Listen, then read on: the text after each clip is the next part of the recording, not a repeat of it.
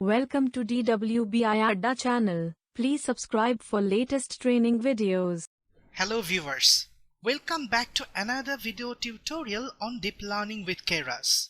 We have already worked with model compilation, model training and model evaluation. Now it's the time to implement our first complete multilayer perceptron using Keras. Let's start the session. What is multilayer perceptron? Multilayer perceptron is the basic type of algorithm used in deep learning. It is also known as artificial neural network (ANN), and they are the most useful type of neural network. They are connected to multiple layers in a directed graph.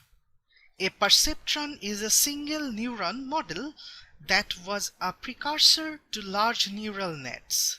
It is a field of study that investigate how simple models of biological brain can be used to solve different computational tasks. The goal is not to create realistic models of the brain, but instead to develop robust algorithms and data structures that can be used to model difficult problems. MLP utilizes supervised learning technique called backpropagation. MLP is used on tabular dataset and solve regression and classification problems.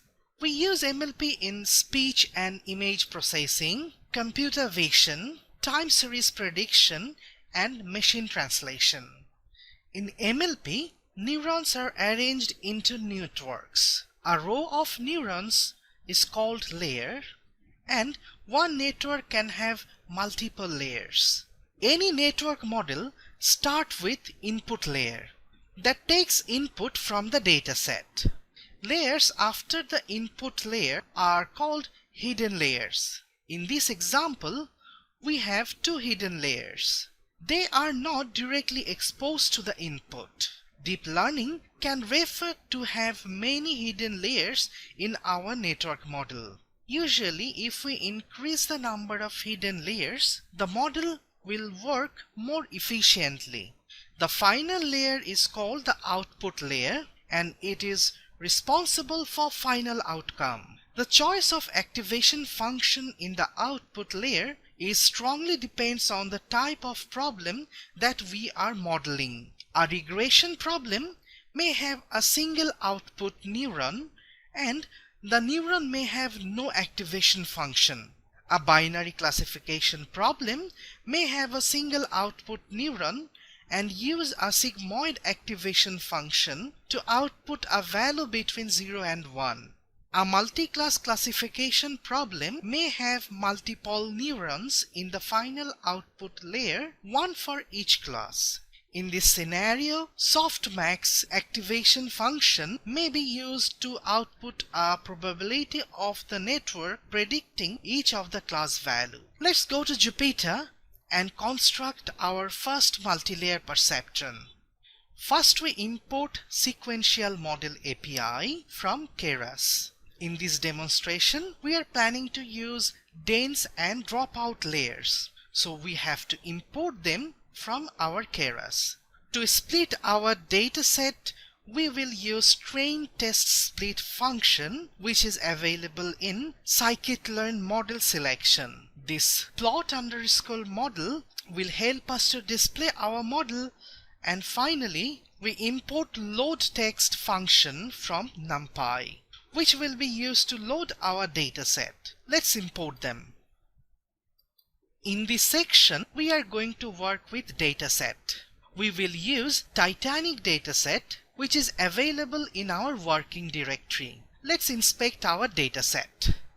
It is a comma-separated dataset. It has total 891 samples of 5 variables. First one is survival column. 0 means dead, 1 means survived. This is our target variable. Next is passenger class. So we have 3 classes, 1, 2 and 3. Then sex. After that age, and the final one is fair. These 4 are our predictors. Using predictors, we will predict the class survival, which contains 0 and 1. This load text will import the dataset from our working directory. First, we split this dataset into inputs and output. This X contains the 4 columns, 2nd to 5th as inputs, and Y contains the output, that's survival column. Next, we split our dataset into training and test set. Using this train test split function, we select test size as 0.3, which means 70% data will be in training set and 30% will be in test set. This final line will display the shape of the training and test set. So let's execute it. In our inputs, we have 4 variables. So in the model, the input dimension will be 4. Now we construct a sequential model with dense and dropout layers. First, we construct a dense layer with 32 neurons. As this is the first layer, we have to specify the input dimension, which is 4.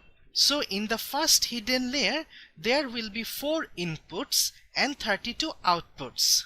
We use ReLU as our activation function. The next one is another dense layer with 16 neurons, then dropout layer with 0.2. Dropout is a technique used to prevent a model from overfitting. This dropout will reduce 20% inputs at the time of model training. After that, 2 more dense layer and 2 dropout layers. Finally, we have a dense output layer with the activation function sigmoid. As our target variable contains only 0 and 1, sigmoid is the best choice. Now we display our model. In the input layer, input and output dimension is same 4. Then we have 2 dense layers followed by a dropout of 0.2, then again dense dropout, and finally an output dense layer with input dimension 4 and output dimension 1. So in total in this multi-layer perceptron, we have input, then 4 hidden layers, and finally the output layer. Now we compile our model. As this is a binary classification, we will use binary cross entropy as loss function. We set Adam as optimizer. It calculates an exponential moving average of the gradient and the squared gradient, and its parameters control the decay rates of the moving averages. We are also using accuracy as metric function. Let's compile it. It is time to train our model with training dataset. We set epoch as 100 and batch size as 10. As our training set contains 623 samples, there will be 63 batches of 10 samples each. This verbose will train the model silently. Now I am training the model. Finally, model evaluation. We will evaluate our model using test dataset. This evaluate function will return the loss and accuracy of the model. This final line will display them in percentage. Let's run it.